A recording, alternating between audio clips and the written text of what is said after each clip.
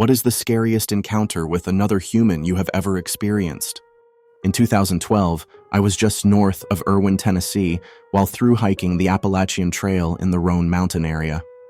While at our campsite, maybe 25 yards off a dirt forest trail, a blue F-150 pulls up, and a man gets out and says he's an undercover forest ranger. Right. He says there's been a lot of kids causing trouble up around these parts, and did we have any guns or drugs? It was myself and another older gentleman from New Orleans who also said he was through hiking, and two off-duty Coast Guard who were making a weekend hiking trip together. Before that evening, none of us had ever met. We discuss and decide that the guy was fairly creepy and decide to split up and scout out maybe a replacement place to camp. We agree to each hike 15 minutes north-south and come back and report if there was a more suitable spot where we were away from the road and the guy would have a harder time finding us. After our little recon trip, we come back and decide there really was nothing all that suitable and decide to just push our tents a little deeper into the woods so as to not be spotted as easily. Around 9 p.m., everyone is in bed and asleep or nearly. 3 gunshots ring out and they're not off in the distance in less than 5 minutes. A truck comes screaming down the path with the high beams on, and the same guy from earlier gets out, brandishing a Glock with an extended magazine. He's hysterical and tells everyone to get out of their tents and on the ground. For the next nearly 45 minutes, he kept up the charade that he was an undercover game warden and/or fish and wildlife person. The story would change. After a few minutes into the ordeal, it was fairly obvious he was unstable or on something. That didn't change the fact that he had a gun pointed at us. He would rinse and repeat the same lines over and over. 1. Do you have guns, drugs, or money? 2. You don't have cash? How will you survive out here? 3. I'm just trying to keep you guys safe. 4. There's 4 of you and 1 of me. You're going to try and jump me. Swing the gun around and brandish it wildly. Rinse and repeat. This whole cycle would usually last 6 to 8 minutes at a time, and nearly the entire 45 minutes we were either laying on our stomachs or on our knees. Fairly early on, the guy from New Orleans jumped up and ran into the woods, found out later with a cell phone, and called the police. They said it would take them about 45 minutes to make it out to the woods and to hold tight. Of course, I didn't know any of this, and more importantly, the guy holding us up lost his mind. Undercover man shouted into the woods and said that if New Orleans didn't come back, the rest of us would be sorry. The guy actually came back. Seriously, he didn't know any of us. And even today, I genuinely don't believe if I was in his shoes, I would walk back into that situation. It's the bravest thing I've ever seen someone do. The situation ended when the man demanded to search our backpacks for the aforementioned drugs, guns, or money. He was kind of easing into stage 3 where he's just trying to keep us safe. He leans down to search my backpack, and the 2 Coast Guard guys jump up simultaneously and tackle him. I knocked the gun out of his hand and quickly dropped the mag and discovered that there was a live round in the chamber the whole time. We tied the guy up and waited for the police, who showed up about 20 minutes after. I was incredulous that their response was essentially, "Ooh, that's just crazy, John. He's really done it this time." Or, "Oh, John, they would have been within their rights to shoot you dead." For the record, his name wasn't John, but it was very generic sounding. Here's the best part of the story. There was obviously empty bottles of liquor and a film canister with crushed something in it, and a cell phone with 14 missed calls from his apparent son. While this is being searched, it's explained to me that he was a former minister who got struck by lightning and became a pill popper and kooky ever since. He was known for messing with people, but never to that degree before. I ended up finishing my through hike, but that was without a doubt the scariest thing that happened while I was doing it. It was 12:30 a.m. I was taking my girlfriend to the hospital because she was experiencing severe abdominal pain. We thought it might be appendicitis. Outside, the streets of Fayetteville, North Carolina, were eerily silent, covered in a thick darkness. As we drove just a few streets away from home, we saw a strange car stopped in the middle of the road. Its neon lights were glowing, and it felt as if the car was watching us. I waited, expecting it to move, but it didn't. When I tried to go around it, it suddenly blocked our path. Out of nowhere, another car pulled up to our right. Then, another car appeared on our left. We were completely trapped. That's when a man stepped out of the front car. His eyes were pitch black, with no whites at all. His face was expressionless, cold, and void of emotion. In his hand, he held a rusted pistol, and as he pulled out a blue bandana, a chilling sensation crept over me. I quickly threw the car into reverse, but suddenly, thud! A fourth car was behind us, though it hadn't been there before. Where did these cars come from? My girlfriend whispered, her voice trembling. There was no way out. I slammed the gas and forced my way past the front car. That's when the man fired 3 shots. Bang, bang, bang! But strangely enough, none of the bullets hit our car. We raced toward an intersection where a 24-hour grocery store stood. Our plan was to stop there and ask for help. But just as I crossed the red light, a car that I hadn't even seen came out of nowhere and T-boned us at full speed. Crash! The car spun violently before landing on the side of the road. My head slammed forward, my vision blurred, and for a moment, everything went black. When I opened my eyes, the 3 mysterious cars and the man were gone. But that wasn't the scariest part. In the rearview mirror, I saw that someone was sitting in the back seat, wearing a white tank top and khaki shorts. The same man. His eyes were still completely black, and then, in a slow, chilling whisper, he said, "You cannot escape."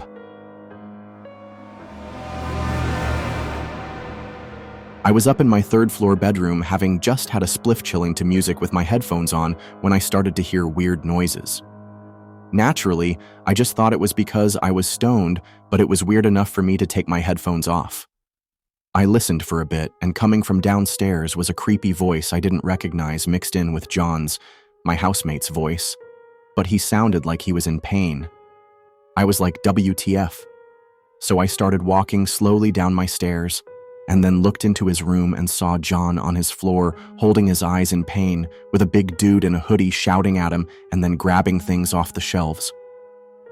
The next thing I knew, autopilot had kicked in, and I ran towards the room, and the hooded dude turned, ran out the door when I smashed into him, making us both go tumbling down the staircase, trying to exchange punches on the way down. We scuffled a bit in the hallway until he eventually ran out the door. It transpired that John, who at that time was on crutches, was hobbling home and went to open our front door when the hooded dude came up behind him and pepper sprayed him in his face, blinding him. He then took him up to his bedroom to rob him and his stuff. Poor guy had to have iPads on for the next 2 days. Anyway, it was all pretty fucked up, but John was okay in the end. And honestly, I was so stoned it didn't really feel like it was happening at the time. It was like a bad trip. All moved out 2 weeks later. Was Brixton in London. Was walking through campus after a night class around 9 or 9:30 p.m. It's a big campus, UCF, and pretty empty at this point. The shuttle I took was at the other end of campus, so it was a pretty long walk. At one point, I'm walking through a swampy area with a raised boardwalk. There are 2 girls a ways ahead of me walking together. I see them reach the end of the boardwalk and go into the next building. As I reach the end of the boardwalk, this guy kinda hops up out of nowhere, the surrounding woods, takes my hand and starts telling me how beautiful I am. What's my name?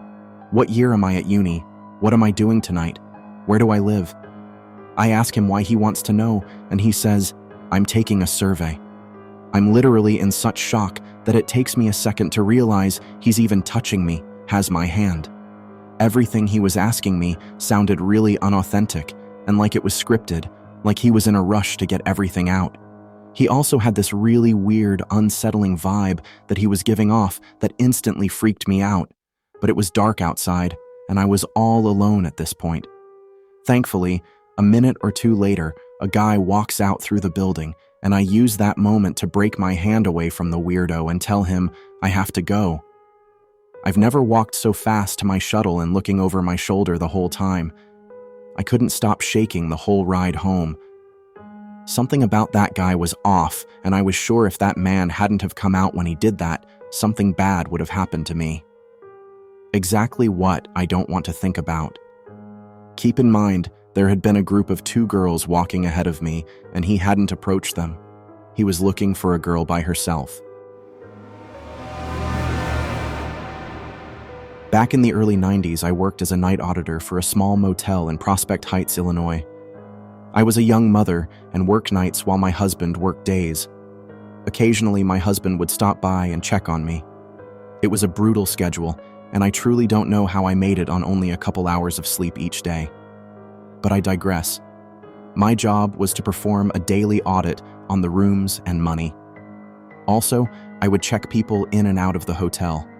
The hours were midnight to 8 in the morning. One night I had finished my audit and was watching a scary movie on the little TV they had behind the front desk. It was winter and very cold. A man came up to the door and he was wearing a ski mask. For a second, I thought it was my husband, so I kind of smiled. He came up to the front desk and I asked if I could help him. He asked me why I had smiled at him. Well, I knew right then I was in trouble. He waved a big knife at me and told me to turn around. I felt the most fear then. I felt like I was going to die. He hopped over the front desk and cut one of the phone lines and took the money. I had my coat and purse back there and he took those as well. As he left, he said, "I have your purse. I know where you live now." I stayed hunched in the corner behind the front desk as he left. Then I realized he had only cut the handset to one phone and the main line on another, so I took the handset from one phone and attached it to another, where he had not cut the main line. I dialed 911 and got an operator on the line. Just as I was about to talk, the guy came back. Apparently, he had dropped his knife behind the desk. I saw it on the floor as he came around. I picked it up. In my mind, I'm thinking, can I stab him? We stood there kind of facing each other. Me, in my uniform, and this big guy in a thick ski jacket. He demanded I give him the knife. I truly thought if I tried to stab him, I would lose and he would kill me. I gave him the knife. He took the knife and hit me over the head with the handle of the knife a couple of times, and then left. The police soon came, and I recounted my story. As far as I know, he was never caught. The place I worked for let me have a day off, but when I needed more, I had head injuries. They fired me. It turns out they had been robbed a few times before but had never put in security. I did take them to court for lost wages, and I won. About a year later, maybe less, I saw on the news that a night auditor clerk at the same hotel had been kidnapped from the motel, raped, stabbed, and left for dead. They caught that guy, and he is now in prison. I am literally shaking as I type this. It's been so long, but I rarely talk about this, or I just laugh it off like it was no big thing. Obviously, it still affects me greatly. Scariest night of my life. The hotel, when I worked there, was an Econo Lodge, but they apparently changed the name soon after I left to Forest Lodge. So when the story about the kidnapped clerk came on the news, I didn't immediately realize it was the same motel until they showed a photo of the motel. Then I knew, and it scared the crap out of me. I was investigating a fire for an insurance company in a fourplex in North STL. North STL is a bad area. It was clearly an arson. I had 5 separate, unconnected fires. I'd been there for a while taking photos and doing my thing. I was drawing my diagram in the building when I hear 2 guys walking by the building on the other side of the wall. I'm straining to hear what they're saying since it could be pertinent to my investigation. The 2 guys get to the rear of the building where the fire department had ripped out the wall to be able to extinguish hotspots they'd found. I can clearly see them both standing there talking. They start to kick through the debris on the ground, and one starts saying how some dumb bitch had snitched on his buddy for setting this fire. He starts telling the other guy about how he's going to deal with her and pulls a goddamn pistol out of his waistband. At this point, I'm frozen in fear, about to shit my pants, hoping that they don't look 90 degrees and see me standing there like a jackass. So I crouch down as low I can without making noise and wait. They continue to talk about how it's bullshit she told the cops on him and blah blah blah. Finally, a car drives by and I use the sound of it to get out of the house out the front door, which unfortunately wasn't super quiet since most of the floor had collapsed and I was wearing fire boots. I get to my truck across the street. I'm sitting in the driver's seat trying to unclench my butthole when the guy with the gun walks around the side of the house to the front porch, sits down, and aims it at me. I turned the truck on and got the fuck out of there. I ended up going back about an hour later to see if they were gone because I had to finish my scene. Still top 5 scariest moment of my career so far. Edit. For those asking why I went back, my boss would never have let me turn in a report without a diagram or samples, so it was go back then or later. I don't think the claim was denied since it was a rental company and no one was supposed to be living there, and yes, I called the police. But things burn down in North City so often that it gets ignored a good percentage of the time. Also, I have no idea how it turned out. I didn't stop and ask for names. When I was 15, I regularly was at home by myself since both of my parents worked full-time and my brother had moved away to college.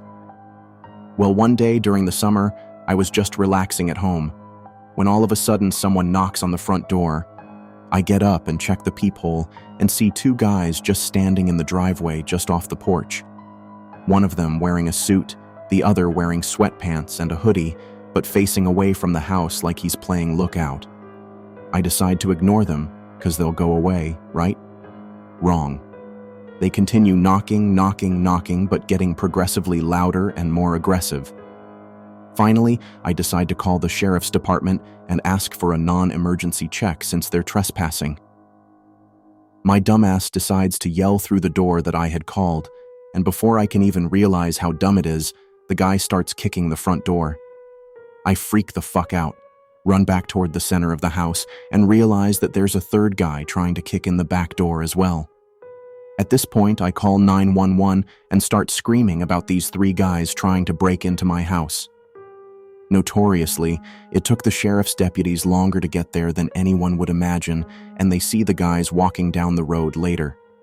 Stopped them to question, but no arrest. My cousin, who was like 14, was babysitting us. 9-year-old me, 4-year-old brother. Her dad called coming down from, I want to say, crack? Heroin? IDK, something real bad, he called and screamed at her to tell Hick where her piggy bank was. She told him to fuck off and hung up. He called back, she didn't pick up, and he left a voice message which played as he was leaving it saying, basically, he was gonna come down there and fucking murder all of us. With a knife, he was gonna come down there and fucking kill us all. He was full of shit, but we were terrified. Can you imagine the pure fear a 9-year-old feels when a grown man who sounds crazy says he's going to murder her with a knife? So we prepared. We blocked out the windows, locked everything, put heavy furniture in front of the doors. My brother was asleep in his room. My cousin told me just leave him, but I couldn't stand the thought of him being alone in there, so I covert-style belly crawled, heart beating out of my chest, across the kitchen, through the living room to his room, scooped him up, and brought him back to my mom's room, which we then barricaded ourselves into. I got no sleep that night, and my mom and my aunt came back the next morning like, "What the fuck did you kids do?" But I was honestly just happy to be alive and that my mom was home again. The worst part of the whole thing is, when she got home, her dad had sold all of her belongings. I mean everything. Her bed, her dresser, TV, it was all gone. It was just an empty room. He's clean now, but I still hate his fucking guts. Fuck you, Uncle Donald.